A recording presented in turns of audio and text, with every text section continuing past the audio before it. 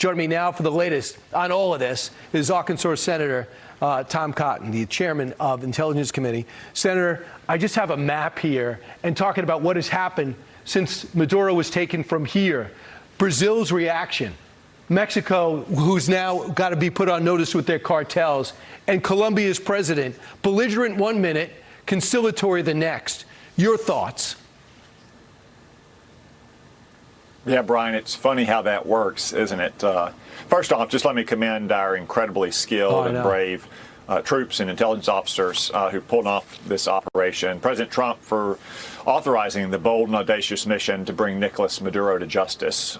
Venezuela was really unique in Latin America. It didn't just have drug cartels in the country. The government was a drug cartel.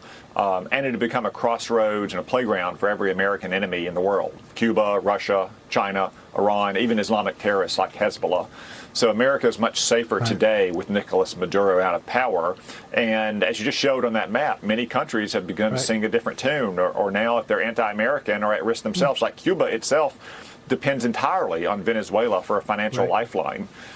So we are much safer in our backyard with Nicolas Maduro behind bars in New York City. And I think the way we did it and what has happened since is sending the right message. We got strength, we got skill, we have the incredible technology, working with Space Command and cyberworks. People say, am I next? So that's why Colombia picks up the phone. And then in Brazil, we told that leader, Lula, you cannot put Bolsonaro in jail and wrongly accuse him of fixing an election. He says, I'm doing it anyway. We hit him with tariffs. Suddenly, the sentence is reduced from 27 years to 2 years. Don't you think these two things are related? Yeah, Brian, there's nothing like strength and resolution in international affairs. I think you can also cite the president's decision to bomb Iran's nuclear program last summer as well.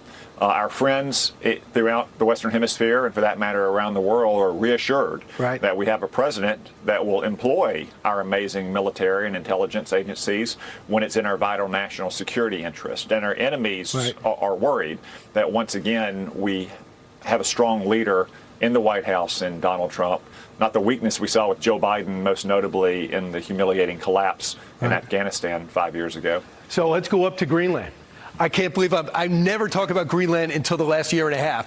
But this is like our third major chance in our country's history to go get Greenland. I think the first time was right after the Civil War. Got Alaska. We tried for it. Then there wasn't a sentiment to get more land. And after World War II, we basically had to defend it. And I guess in 1951, we have the right to expand our military base there. But that's not good enough. The president is sending the Secretary of State to meet with Danish officials. What should happen, Senator? Well, Brian, when the president first floated this idea 7 years ago in 2019, I wrote an op-ed in the New York Times, which did not cause the editor to be fired, which explained why it's in America and Greenland's interest for America to have sovereignty over Greenland, much like it's a blessing that we bought Alaska over 150 years ago, something at the time that was called Seward's Folly after the Secretary of State. But who believes it's a folly today that we control the territory of modern Alaska? Greenland is a vital strategic location. It's important for missile defenses and early warning radars. As you said, in World War II, Greenland and Iceland were contested by the navies of both sides. It's rich in resources that are currently underserved or not being fully exploited.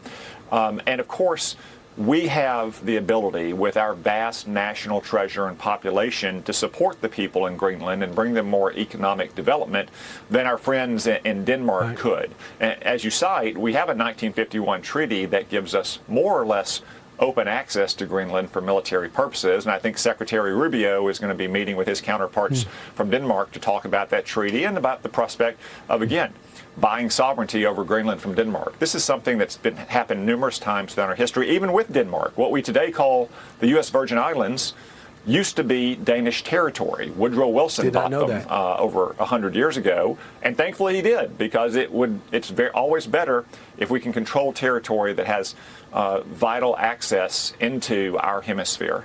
And with all its success and how it looks to, it could be economic and security, that's why the president wants to put another $600 billion into the defense budget, and I hope they find a way to get it to him. Senator Tom Cotton, I know you're a confidant of the White House. They count on you for insight, and they counted on you on this operation again. Thanks so much for joining us today. Thanks, Brian.